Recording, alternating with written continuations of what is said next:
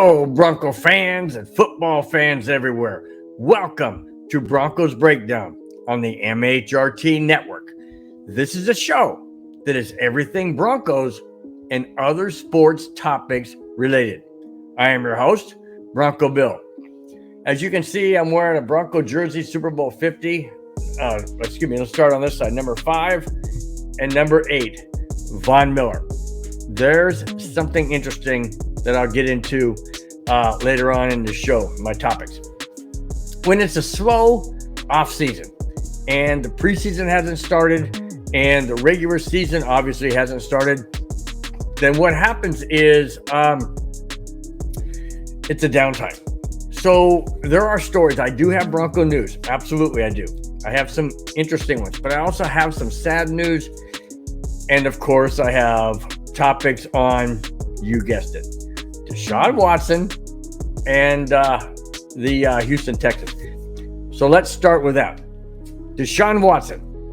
The NFL Players Association and Watson have decided to challenge a full-year suspension in court.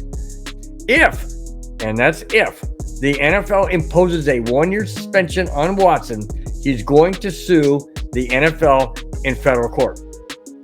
Well, okay. I don't like this. I don't like this precedent. I don't like when players go against the NFL. In a way, I guess it's kind of like striking. You're not agreeing with what they're offering and that kind of thing. I understand it. This is a totally different situation. What bothers me about this is this. And I'll get into some of the Houston Texans because that's a follow-up to this. But let's just stick to the Deshaun Watson part of it that I'm talking about. If he didn't do anything wrong and the court came out and said, this, that, or the other, because, got to remember, Deshaun Watson paid off a lot of these women to do this. Keep your mouth shut. That's my opinion. That's how I see it. Because if you're not guilty, why are you paying people off? Anyways, so if it goes back to the court. It goes back to the court system where the female judge has to decide on a suspension if there's a suspension. If she doesn't rule that there's a suspension, then it goes to the NFL. And that's what this is about. If the judge orders a 1-year suspension, then that's the ruling it has to be. And he cannot sue the government. He cannot sue the state or the federal court. He can't do that. He's hoping that the judge says this is the NFL situation and we're going to let them handle the outcome. That's why he's already preparing himself to sue the NFL over a year's suspension.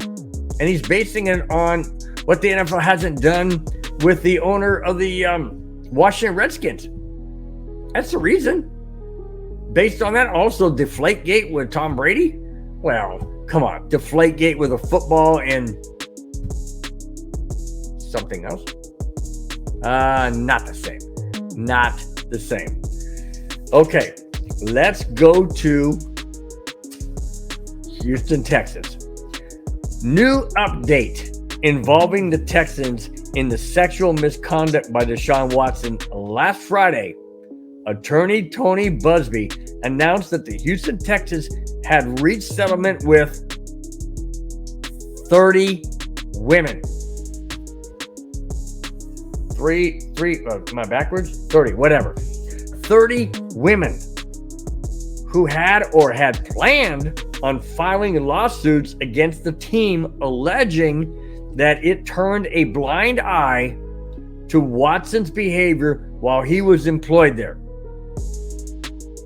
Before I go on, you think? They're the ones that gave him the suite in the hotel. No. We didn't have any knowledge. We didn't know. Come on, really? I continue. Rather than having the case go to trial, the Texans settled with 30 women. Isn't that what Deshaun Watson did? He settled with multiple women to do this? Keep your mouth shut. Yeah, basically, that's the reason. But I love what the Houston Texans media people or whoever's giving out the news from the Texans, whoever's the forefront, I love what they said, because it's controversial. It's talking out of both sides of your mouth. So let me get to it. In a statement from the Texans, and I quote, although our organization did not have any knowledge of Watson's alleged misconduct, we have intentionally chosen to settle this matter amicably. This is not, here it comes, this is not admission of any wrongdoing, but instead a clear stand against any form of sexual assault and misconduct. End quote. Wait a minute. I'm trying to wrap my head around this. So they're saying this is not an admission of any wrongdoing. By who? Deshaun Watson? Houston Texans? Both? But instead, a clear stand against any form of sexual assault and misconduct. Well, wait a minute, guys. Think about this. The Houston Texans are saying, well, they're not admitting, any guilt on our part, and we just want to make sure that we stand against sexual misconduct sexual assault and misconduct. Well, that's what he being Watson is accused of. And you, the Houston Texans, backed it. You backed it by providing a hotel and documents undisclosed by your security guard. You didn't know? Well, if you're against the assault and misconduct, then you should be standing with the women, not paying them off.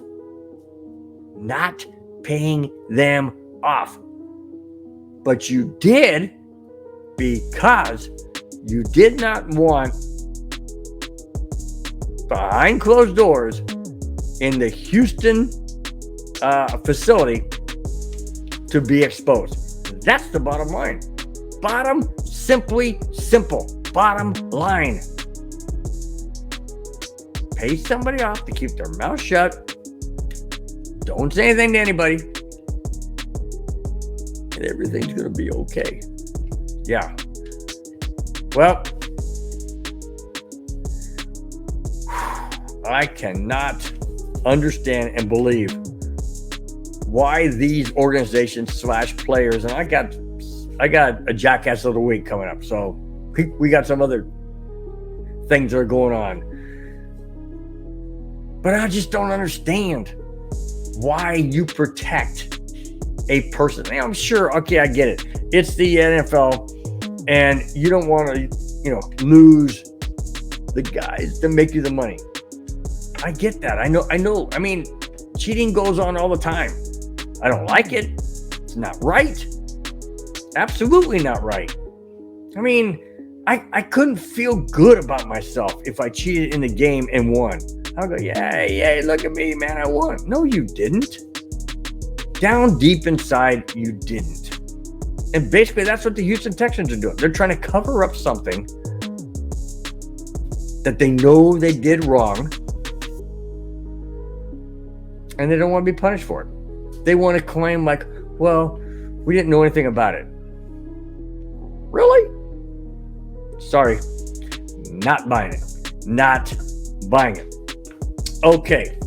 That being said, let's go to You Got It, the early version of Jackass of the Week.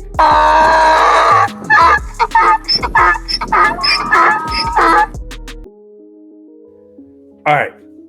Orion Charles Now, I'm not familiar with this name, but he's a former Browns and Bengals tight end, and he was arrested after pulling a gun on off-duty officers. You know, you can't make this stuff up. You can't make this stuff up. And if you did, nobody would believe it. But here continues the story. This happened in Tampa, Florida last week. Now, he last played in 2019. Some of you might remember. He last played in 2019 for the Denver Broncos. He approached the two off-duty officers in a dispute over a parking spot and threatened to shoot the officers with a gun he was carrying before being detained. Charles was charged with aggravated assault with a deadly weapon and carrying a concealed firearm. Guys, how many times do I have to say this over and over and over again? Well, I guess until it stops. But the bottom line is this. What do these guys think they are? Do they think they're above the law? That they can do whatever they want and, hey, you don't know who I am, man. I'll tell you who I am. Come on. I'm this guy or I'm that guy. I can do what I want. No, you can't. What makes you any better? Just because you make millions and you play on a football team in the NFL? Doesn't make you special. I mean, think about it. Why does it make you special to do what you want? I'm glad those deputies were there. I'm glad those off-duty officers were there. Because what would have happened if an altercation would have happened with somebody else? Innocent bystander, innocent person. And you all of a sudden get mad. Pull your gun out because you wanted that parking spot and the officers got it instead of you. What if it was somebody else? Would you have shot him? We'll never know. Because gladly, it was two off-duty officers that arrested you. So that's why you're the jackass of the week. Because you don't got it up here, man. Come on. Think. Is a parking spot that important to you that you cannot walk, a few hundred feet? 50 feet? You're not special, dude. You're not special. Just thought I'd tell you that. All right. Let's go to Teddy Bridgewater. Now, this may spark controversy throughout the league, let alone his own team he's on now, the Miami Dolphins. So let me read what Teddy Bridgewater said today, and that sent shockwaves, or I don't know what that is, when you drop a pebble in the water, rippling effect. It caused a rippling effect across the NFL. So here goes. Former Denver Bronco quarterback Teddy Bridgewater is calling on his fellow NFL players to quit pretending to be hard and start acting like role models. His message to all the guys who act gangsta but are really only football tough. Teddy went on to say, and I quote, "I'm tired of seeing football players portraying this tough image or pretend he's gangsta. You went to school, attended those classes, and some even got their college degree.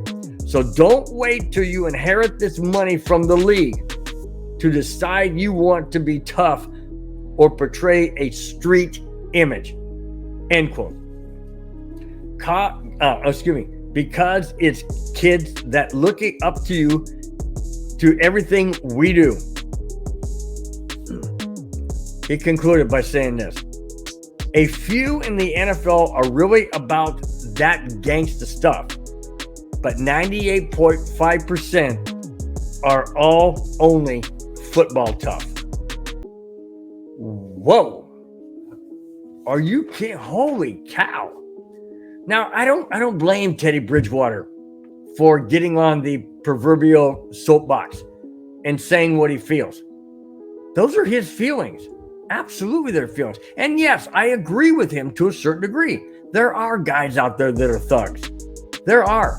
There's guys out there that are thugs on the field, but even worse, they're thugs off the field. I just mentioned one to you. What was the name again? Orion Charles. I just mentioned him. He wanted to be a thug off the field. Why? But I think that Teddy Bridgewater is talking about guys that are on the field that want to act like gangsters, or they want to act like street thugs, or whatever they said. Have a street image. Okay? Why? This is football. I know football is a very aggressive sport, but so is hockey. You don't see hockey players getting in trouble, pulling guns on officers, beating their wife or their girlfriend, or whatever. You don't see that in hockey. And they play just as hard. They slam guys into the boards. They will fight in hockey. They will slash. They will do whatever they can to get an edge on you. So why is it different in football? Why is it different in football? And I believe that that's what Teddy Bridgewater is talking about. Make it football tough and not street image. Not a street gang image, not a gangster image. Why? What purpose does that provide on the field? Sure, you can be football tough, and that's what he's talking about. Play the games between the lines. Play the games between the hash marks. Play tough in the trenches. Hit the receiver. If you're a safety or a corner or linebacker, hit the receiver. Make him know you're there. That doesn't mean that when you're away from the field and away from the facility and away from your teammates, that you have to act like a gangster. That's not cool. And I think that that's what Teddy Bridgewater is trying to get across. All right. Let's go to Mark Schlereth. Now, former Broncos great and Fox Sports analyst Mark Schlereth opened up about why he left ESPN for the Fox Sports a few years ago. He quotes, and I say, and he quotes, "They, meaning ESPN, offered me a deal, but I wanted to call games and they were never putting me in the Monday night booth. So I bet on myself and went to Fox Sports. I would say it worked out pretty well." End quote. You think? Mark Schlereth knows the game. He absolutely knows the game. Why wouldn't you want him in the booth as an analyst? Now, I don't think he meant he wanted to call games as an announcer, because that's not going to happen. But I feel and believe that he meant he wanted to be in the booth to announce games. In other words, be a commentator. Give his opinion to what happened. Dissect the play. The announcer in the booth is to announce the play and what's happening. The analyst is there to give a perspective of the play from their viewpoint, from maybe being on the team before or being in the sport before. That's what an analyst does. And Mark Schlereth wanted to do that with ESPN. And they basically said, we don't think you're good enough. We don't want you in there. Guess what? Not doing too bad on Fox Sports, is he? He's not doing too bad. So I congratulate Mark for coming clean with that. Not that it would need to be said. It's his own private thing. But what I like about it is the fact that he went ahead and said what he wanted to do. And then he went by his own gut feeling. Like he said, I bet on myself. And it worked out pretty well. Got that right. Okay, let's go to this guy, Von Miller, number 58, right there. This is interesting. And I've got a couple of different takes on this topic or this segment. A couple of different takes. But let me read what Von Miller in this article had to say. Von Miller is new on the Buffalo Bills, but his heart is still in Denver. Here's a quote, and I quote, "This team is going to be great. It's bittersweet that I'm not going to be here to be a part of it because I've still got orange and blue in my heart, and it will stay that way forever." End quote. There's my first comment on this. Von Miller played for the Los Angeles Rams and won a Super Bowl last year. He's now in Buffalo. But that's not where his heart is. His heart is, he says it right here, "I've still got orange and blue in my heart, and it will stay that way forever." End quote. You don't go to another team like the Buffalo Bills, who went to 4 straight Super Bowls and lost 4 straight Super Bowls. And you know they're hungry to win a Super Bowl. And here Von Miller is on their team and he's won 2. One with Denver, one with the Rams. And if you're a Buffalo Bill fan, you hear that? Are you upset? I don't know. I'm not a Buffalo Bill fan. What I think Von Miller is saying is this. I never wanted to leave Denver. I wanted to stay a Denver Bronco for life, for my entire career. But that didn't happen. But because I wanted to, my heart is there with them. My heart is with the Denver Broncos because I'm still an orange and blue guy. And I think that's what he's saying. So let me continue. And like I said, he continued, and I quote, "It was heartbreaking when the trade happened. I almost cried leaving the facility the day of the trade to go and win the Super Bowl with the Rams. That was the only thing that could have helped out with the intense heartbreak." End quote. What's that tell you? That tells me right then and there, he never, ever wanted to leave the Denver Broncos. And I know that. I know his passion for the Broncos. He never wanted to leave. I'm not sure what George Paton thought was the best move to get rid of Von Miller. I really don't. I think he would have excelled in this defense. I really do. I really, really do. And I certainly hope that Von Miller, or I should say more along the lines of George Paton, I certainly hope that George Paton will offer Von Miller a 1-day contract to put on another Bronco uniform and retire as a Denver Bronco if he doesn't bring Miller back in a couple years for one last year in Denver. If Von Miller is not re-signed to the Denver Broncos, even for 1 day to retire as a Denver Bronco, that, my friend, will be an absolute disgrace and an extreme black mark on George Paton. I don't think George Paton would do that, but I just don't know. I don't want Von Miller to retire outside of being a Denver Bronco. Absolutely do not want that to happen. Okay, let's go to the next to the last segment, and here it is. Okay. Russell Wilson is totally dedicated to winning as a Bronco quarterback. He has made that totally clear over and over. Recently in practice, he's been sporting the Lombardi Trophy on his cleats. The most recent one says, and I quote, "4th coming soon." And there's a Lombardi Trophy sewn on the back of by his heel right next to those words I just quoted. And I'll quote again. So you got the Lombardi Trophy on the left side, and then you have the writing on the right side. And it says, after the Lombardi Trophy, it says, forthcoming soon.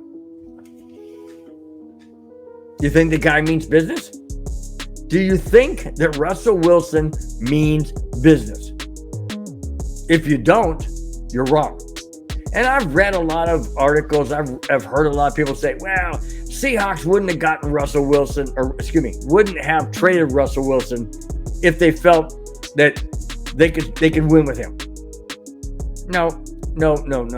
That's not why they got rid of Russell Wilson.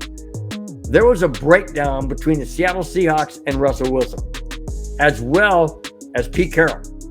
Russell Wilson wanted more weapons around him to protect him so that he could do his best work as a quarterback.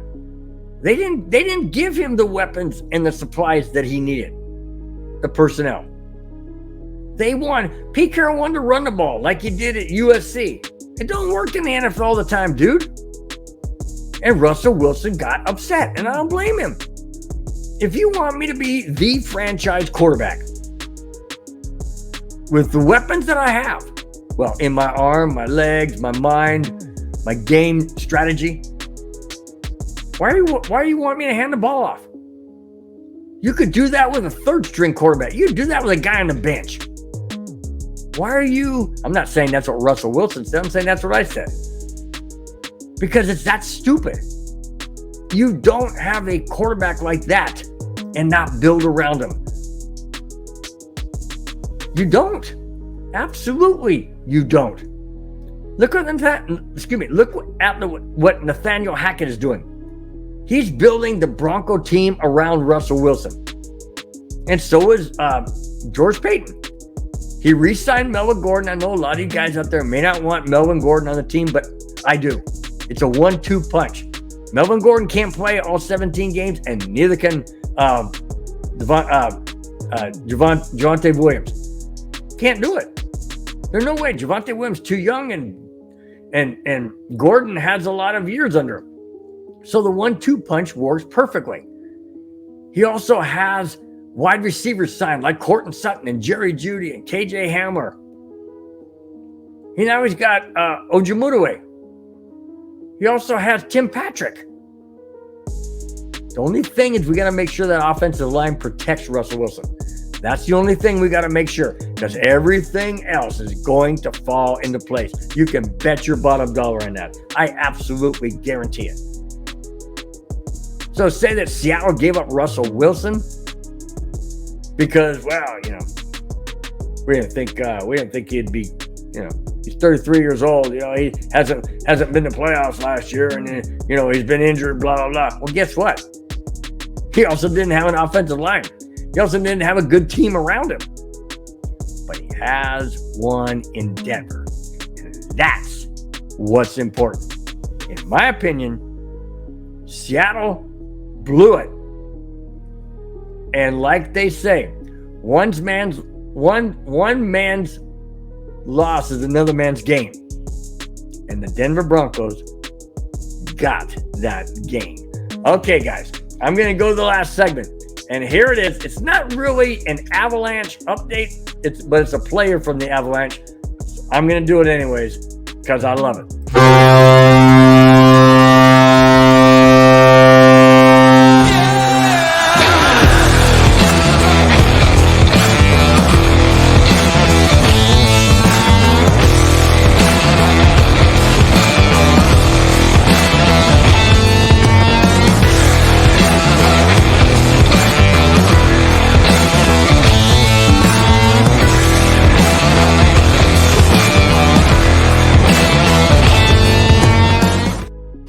All right, guys, in the last segment, like I said, I know it's not a total Avalanche update, but it's an off-season of the Avalanche update.